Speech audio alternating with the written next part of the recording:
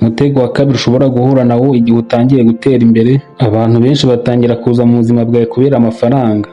Ahangaha niho ushobora kubona abantu benshi batangiye kukwiyegereza kurusha mbere uko byari bimeze, ukabona ko bashaka kwigiraho inshuti, ariko ahanini baba bagamije guporofitira kuri aya mafaranga yawe utangiye gutunga.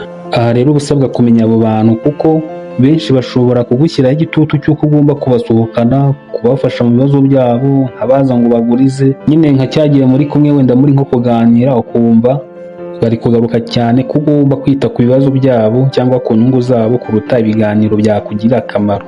Ikindi ni uko hano ari naho haza abo nakwita ko ari inshuti, bigira inshuti kuri wowe bagamije gufungura amayira azatuma babona uburyo bwo kugambanira rya terambere ryawe, baririndize cyangwa se barikubuze.